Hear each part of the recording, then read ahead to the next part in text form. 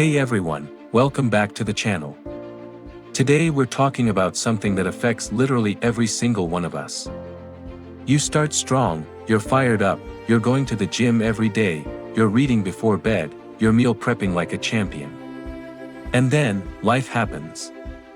One missed day turns into two turns into a week, and suddenly you're back where you started, wondering what went wrong.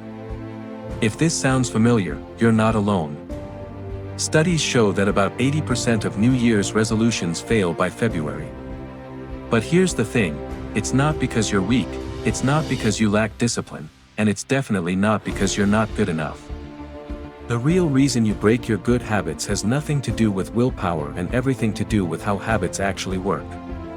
Today, I'm going to break down exactly why your good habits keep falling apart, and more importantly, I'm going to give you the exact framework to make them stick for good. So let's dive in. You're relying on motivation instead of systems. Here's the brutal truth, motivation is garbage. I know that sounds harsh, especially on a motivational channel, but hear me out. Motivation is like the weather. It's great when it's sunny, but you can't control it, and you definitely can't rely on it to show up when you need it most. Think about the last habit you tried to build. Maybe it was working out. On day one, you were unstoppable. You felt like Rocky running up those stairs. But by day 7, the alarm goes off, it's cold outside, you didn't sleep well, and suddenly that motivation has completely vanished. And this is where most people think they've failed. They think, I just don't have what it takes. But the problem isn't you. The problem is that you built your habit on motivation instead of on a system. Motivation gets you started. Systems keep you going. And if you don't have a system in place, you're basically trying to build a house on quicksand. You made it too big, too fast. The second reason your habits break is that you went from zero to hero overnight. You've never run a day in your life, so you decide you're going to run 5 miles every morning. You've never meditated, so you commit to an hour of meditation daily. You haven't read a book in years, so you set a goal to read 50 books this year. And listen, I love the enthusiasm. I love the ambition. But here's what happens, you're fighting against years, sometimes decades, of existing patterns. Your brain is hardwired for efficiency, and massive change requires massive energy. After a few days or weeks, your brain basically says, this is exhausting, let's go back to what we know.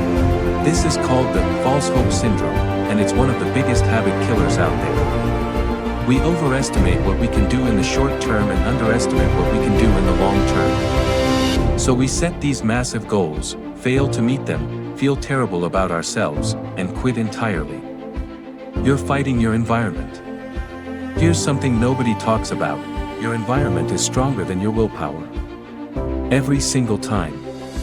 You can have all the motivation in the world to eat healthy, but if your kitchen is stocked with chips, cookies, and ice cream, you're going to lose that battle eventually. Your environment includes everything, where you live, what's in your space, who you spend time with, what's on your phone, what you see when you wake up. And if your environment isn't designed to support your habits, you're making things 10 times harder than they need to be.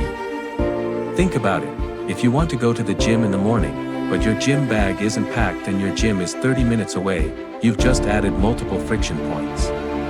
Every single one of those points is an opportunity for your brain to say, nah, let's skip it today. The dopamine trap. Let's talk about what's happening in your brain when you break a habit. Your brain runs on a neurotransmitter called dopamine, which is basically your brain's reward chemical.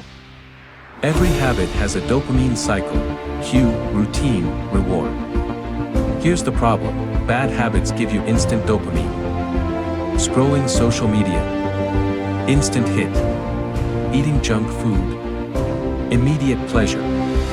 Hitting snooze. Feels amazing in the moment. But good habits, they delay the reward. You work out today and feel sore. You study today and still don't see results. You eat healthy today and the scale hasn't moved. Your brain is wired for immediate gratification, so it's constantly pushing you toward the instant rewards and away from the delayed ones. This is why breaking bad habits feels so hard and building good ones feels like pushing a boulder uphill. The identity problem. But here's where it gets really interesting.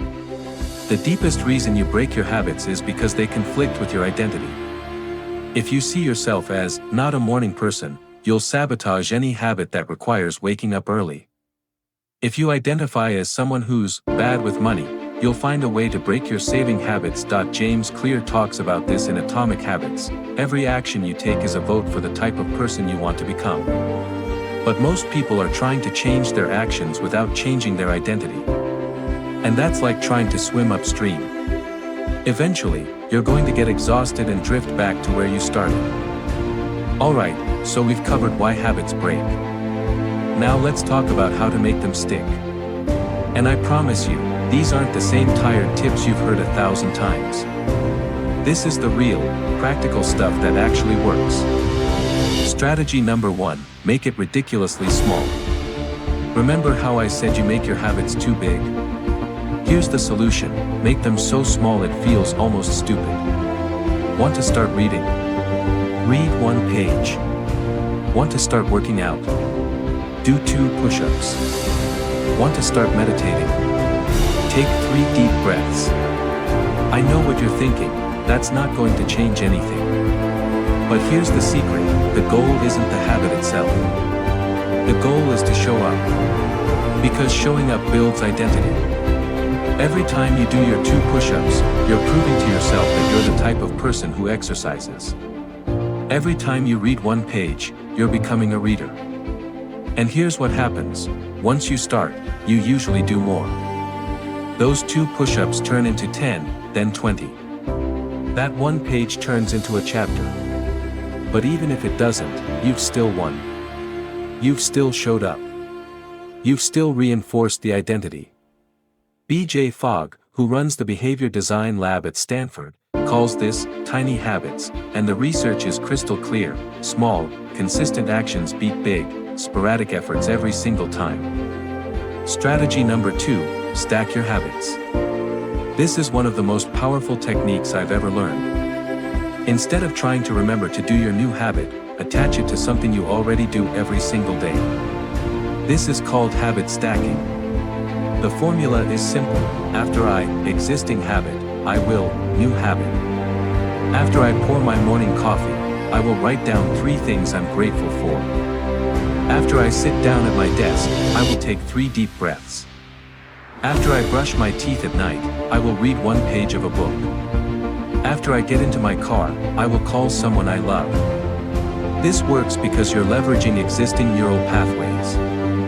Your brain already knows how to do the first habit automatically, so you're just piggybacking the new behavior onto something that's already wired in. Strategy number 3, design your environment for success. Remember how I said your environment is stronger than your willpower? Let's use that to your advantage. You want to make good habits obvious and easy, and bad habits invisible and difficult. Want to work out in the morning? Sleep in your workout clothes. Put your shoes by your bed. Make it so easy that your half-asleep self can't make excuses. Want to eat healthier? Put the junk food in the back of the cabinet or don't buy it at all. Put a bowl of fruit on your counter where you can see it. The rule is simple, reduce friction for good habits, increase friction for bad ones. Every extra step you have to take is leverage. Use it wisely. Strategy number 4, use implementation intentions. This is a fancy term for a simple concept, decide exactly when and where you'll do your habit. Studies show that people who use implementation intentions are 2 to 3 times more likely to follow through. Instead of saying, I'm going to exercise more, say, I'm going to work out at 6:30 a.m. in my living room on Monday, Wednesday, and Friday. Be specific. Your brain loves specificity. It eliminates decision fatigue and removes ambiguity. When you know exactly what you're going to do, when you're going to do it, and where you're going to do it, there's no room for negotiation. Your future self doesn't have to decide anything. The decision has already been made. Strategy number 5, create an accountability system. Here's a hard truth, most of us aren't great at holding ourselves accountable. We let ourselves off the hook too easily. We believe our own excuses. So we need external accountability. This could be a friend who's building the same habit. This could be posting your progress on social media. This could be a habit tracking app that sends you reminders. This could be a coach or a community. Find something that works for you and use it. But here's the key, your accountability system needs to happen immediately. Not at the end of the week, not at the end of the month. Right away. Because the longer the gap between the action and the accountability, the less effective it is. Strategy number 6, plan for failure. This might be the most important strategy of all, expect to mess up and plan for it. You're going to miss a day. You're going to have a moment of weakness. You're going to face unexpected challenges. That's not failure. That's life. The people who maintain habits long-term aren't the ones who never mess up. They're the ones who have a plan for getting back on track. They follow the 2-day rule, never miss twice. Miss once, that's fine. That's human. But never miss twice, because that's the beginning of a new habit, a habit of not doing the thing. So right now, before you even start, think about what might get in your way. Traveling. Plan workouts you can do in a hotel room. Busy season at work. Cut your habit in half instead of skipping it entirely. Have a plan B, and even a plan C. But all of these strategies, as powerful as they are just tactics. The real transformation happens when you shift your identity. Instead of saying, I want to run, start saying, I am a runner. Instead of, I'm trying to eat healthy, say, I'm a healthy person. This isn't about lying to yourself. This is about recognizing that identity is built through action. You don't need to wait until you've run a marathon to call yourself a runner. You're a runner the moment you put on your shoes and step out the door. You're a writer the moment you write a sentence. You're a healthy person the moment you choose the salad. Every action is evidence. Small, consistent actions accumulate into undeniable proof. And once you have that proof, your brain has no choice but to update your identity. And once your identity changes, the habits become automatic. You don't have to force yourself anymore. You're just being who you are. So let's bring this all together. You break your habits because you're relying on motivation, making them too big, and fighting against your environment and identity. But now you have the tools to change that. Start small. Ridiculously small. Stack your habits onto existing routines. Design your environment to make success inevitable. Be specific about when and where you'll act. Get accountability. Plan for setbacks. And most importantly, let every action you take be a vote for the person you want to become. You don't need to be perfect. You just need to be consistent. You don't need to change everything overnight. You just need to get 1% better. And over time, those small improvements compound into remarkable results. The person you want to be isn't some distant future version of yourself. That person is right here, right now, waiting for you to claim that identity through your actions. So what's the one small habit you're going to start today? What's the one thing you're going to do that proves to yourself who you really are? I believe in you. I know you can do this. And I can't wait to hear about your progress. Drop a comment below and let me know what habit you're committing to and how you're going to make it stick. If you found this helpful, smash that like button, subscribe for more content like this, and I'll see you in the next video. Now go out there and show yourself what you're really made of. You've got this.